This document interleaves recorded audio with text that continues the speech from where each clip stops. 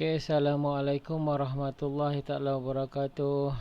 Pagi ni Pendidikan Kesihatan tahun 6 Baiduri dan juga tahun 6 Zirkon. Tahun 6 Baiduri pada pukul 10.30 dan 6 Zirkon pada pukul 11. Cikgu buatkan video ni, link ni nanti awak buka.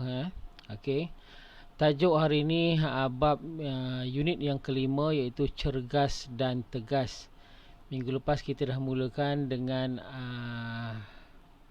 tajuk cergas dan tegas ni, di mana ada tugasan yang telah awak lakukan, dan cikgu sambung minggu ni di muka surat 31.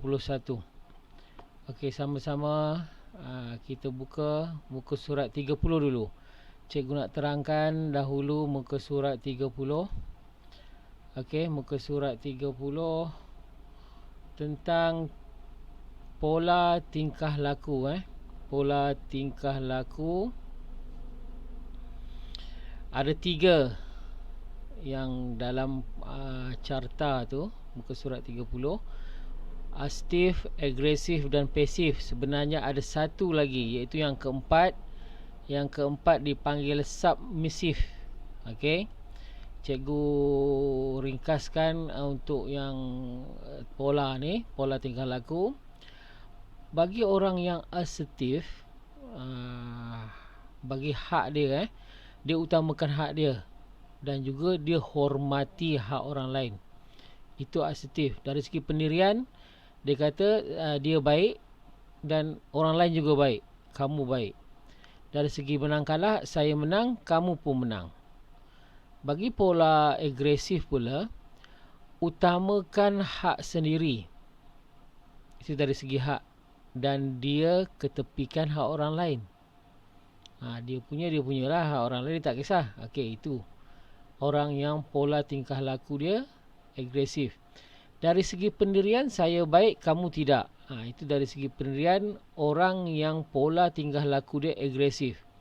Awak renung sendirilah, tingkah laku awak macam mana. Kemudian dari segi menang kalah, saya menang, kamu kalah. Itu orang yang agresif. Okey, pola dia agresif. Okey. Kemudian yang pasif pula, dia ketepikan hak sendiri. Dia utamakan hak orang lain. Ini macam umpama dia, dia utamakan kawan-kawan dulu, keluarga kemudian. Itu orang yang pasif. Dan juga pendiriannya, saya tidak baik, kamu baik. Ada pernah kau dengar kan? Korang dengar kan? Ada kawan jumpa kawan macam ni, kau lain lah, kau baik. Okey, ni orang yang pola tingkah laku dia adalah pasif. Bagi menang kalah, saya kalah, kamu menang. Itu adalah bagi pola positif. Pasif. Kemudian yang keempat, ada satu lagi. Sebenarnya kita ada satu lagi pola tingkah laku yang keempat, iaitu submissive. Submissive ni adalah tingkah laku melihat semua perkara tentang diri dia dan juga orang lain semua negatif. Dia semua negatif. Kau salah, aku pun salah, kau pun salah. Macam tu kan. Okey, itu dipanggil pola submissive. So, cikgu harap tajuk ni awak faham dari segi pola tingkah laku seseorang. Okey, tajuk hari ni iaitu bicara hormat, penampilan hebat. Bicara ni maksud kata-kata seseorang lah. Dia berkata, mana dia bercakap ataupun dia bersuara di halayak secara hormat ataupun dengan hormat. Jadi orang nampak penampilan dia hebat. Contohkan, katakan guru besar berucap, bicara yang semua murid hormat kat dia dan rasa bangga kan, ataupun hebat, rasa hebat, hebat guru besar ni. Ataupun ketua murid awak kan, ketua murid, ketua kelas yang dia berbicara dengan hormat. Okey, kita tengok kisah Gana dan juga Dennis. Okey, Gana dan Dennis merupakan dua ikon murid di sekolah mereka. Analisis ciri-ciri yang dipamerkan oleh kedua-dua murid ini. Tengok, kita nak analisis apa dia. apa dia sikap ataupun tingkah laku yang ada pada Ghana. Tengok muka surat 31 Kita lihat Ghana dahulu. Okey, Ghana ialah kapten pasukan hoki. Beliau, apa ciri-ciri dia? Beliau positif dan tepat ketika memberi arahan. Terutama dalam permainan hoki arahan tak boleh tak tepat. Kalau tak tepat, dia sebab permainan yang pantas. Arahan salah, salahlah. Okey. Kemudian sentiasa positif supaya rakan-rakan lain sentiasa bersemangat. Kemudian Ghana juga bijak menghargai sumbangan setiap ahli pasukan. Okey. Hantaran yang tepat. Okey, bagus. Okey, stop ball yang padu kan. Okey, bagus. Dia pun bagus, amin. Okey, dia pun memberi penghargaan. Bila keluar nanti pun dia memuji kawan-kawan yang lain sebab bermain dengan baik. Itu dia bijak menghargai sumbangan. Kemudian seterusnya, tegas menyatakan pendirian dia.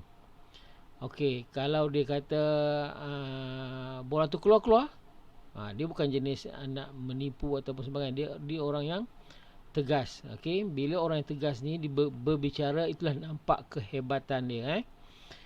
Kemudian dia menghormati dan dihormati semua pemain. Sebab tu dia jadi ketua. Kapten tu ketua lah, ketua pasukan. Okey, kemudian gaya kepimpinan asertif Ghana ialah faktor utama pasukan hoki sekolah menjadi juara peringkat daerah. Setelah kita analisis kemenangan sesuatu pasukan tu, salah satu dia berpunca daripada kapten yang baik. Okey, kapten yang mempunyai ciri-ciri asertif, tingkah laku asertif. Itu yang menyebabkan pasukan hoki sekolah dia berjaya. Okey, kemudian kita lihat pula Danish. Kita lihat Danish. Danish ialah kapten pasukan debat. Beliau berkomunikasi dengan berkesan menerusi. Tengok dulu komunikasi yang berkesan macam mana. Okey, terutama pendebat, pemidatu. Mestilah mempunyai ciri-ciri berkomunikasi dengan berkesan. Apa dia antara dia? Okey, pandangan yang berfokus. Maksudnya sesuatu isu, dia beri pandangan tu terhadap isu tu saja. Dia tidak lari daripada tajuk. Okey, itu dibagi pandangan yang berfokus. Postur yang betul. Okey, dari segi pandangan dia dan juga dari segi hala tuju ataupun debat yang difokuskan kepada apa. Kemudian ekspresi muka yang tegas. Kalau dia marah, dia tunjuklah muka marah. Okey, dalam satu penegasan. Contohnya, kita sebagai rakyat mesti dia menunjukkan muka dia tu. Mesti takkan ada sengih pula kan. Okey. Itu dari segi ekspresi muka yang tegas. Kemudian penampilan diri yang meyakinkan. Itu adalah salah satu ciri yang ada pada Danish. Okey. Kemudian gaya komunikasi asertif. Okey, Danish ialah faktor utama pasukan debat sekolah menjadi juara peringkat negeri. Bagi pertandingan yang individu ataupun berpasukan 3 debat apa saja pun, dia mestilah mempunyai komunikasi yang berkesan. Dan juga dari segi pola tingkah laku macam mana? Mestilah pola tingkah laku asertif. Orang yang asertif macam mana? Okey. Okey, itulah antara kejayaan Danish. Okey, kita tengok Ghana tadi Ghana dan Danish berwibawa menerusi kemahiran asertif verbal. Verbal ni bersuara lah. Dan juga asertif bukan verbal. Maksudnya dari segi tadi mimik muka tu, ekspresi tu, itu dari segi non verbal ataupun bukan verbal. Berdasarkan maklumat ini, Arash membina jadual tentang ciri kedua-dua kelemahan asertif tersebut. Kedua-dua kemahiran asertif tersebut. Okey, kemahiran verbal, ketepatan bahasa lisan. Nombor 2, rentak bicara dan juga nada suara. Kalau kata tadi Gana memuji, macam mana gaya, macam mana intonasi dia, macam mana rentak bicara dia. Lah baguslah kau Amin. Kan? Bukan nada marah, nada memuji lain. Okey. Kemudian kemahiran asertif yang bukan verbal. Contohnya hubungan mata. Dia memuji, mestilah tengok mata orang tu kan. Okay. Kemudian postur dia, tubuh badan dia. Okay, kan. Hala ke mana kalau dia bercakap dengan seorang. Okay, sesuatu yang tegas mestilah berdiri tegak. Janganlah bongkok pula. Okay. Kemudian ekspresi muka, mimik muka tu, wajah muka, raut wajah tu macam mana. Marah, tegas. Okay.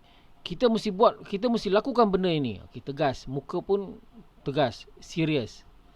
Okey, itu antara kemahiran asertif yang bukan verbal. Verbal ni ialah perkataan, percakapan. Okey, faham cikgu rasa awak faham. Tajuk hari ni iaitu berbicara hormat, penampilan hebat melalui kemahiran asertif verbal. Dan kita seharusnya lah mempunyai pola tingkah laku yang asertif. Okey. Tapi ada kalanya mungkin berlaku di waktu kita mungkin dalam kemurungan ataupun kita sedih dalam keadaan sedih, dan kita dalam pola masa tu mungkin pasif kan. Kau lain lah. Tapi kita kena sentiasa positif. Berfikiran positif dan juga ketepikan. Cikgu dah ajar sekarang ni, so awak tahu kan, bila awak terkeluar je perkataan macam tu, awak dah tahu, oh ini pasif, tak bagus. Bila tak bagus, kita ingat kembali, okey, kita balik kepada asertif. Bukan kita mengutama hak kita saja, tapi juga kita menghormati hak orang lain. Itu yang bagusnya bagi asertif. Kemudian aktiviti bincangkan, tak apa, nanti awak ni nanti cikgu senaraikan dalam WhatsApp apa tugasan awak. Cikgu setelah menonton ni video ni, cikgu harap awak faham kita hari ni tadi cikgu ulang sedikit tajuk minggu lepas. Kemudian hari ni tajuk baru di muka surat 31. Okey. Apa-apa nanti awak boleh jawab dalam WhatsApp kelas masing-masing. Pagi ni, hari ni kelas 6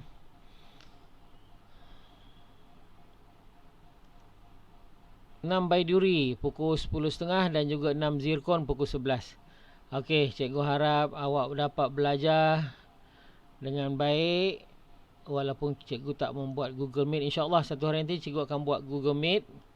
Kita akan berjumpa semua secara maya. Okey, insya-Allah. Cikgu harap mungkin tugasan awak cuma salin je ini yang Gana dan juga Danish ni. Dia punya carta gambar ni dan juga kemahiran asertif dan itu saja tugasan awak hari ni. Okey, tugasan secara rasminya cikgu masukkan dalam kumpulan WhatsApp kelas nanti. Okay, sekian, terima kasih. Kita jumpa lagi.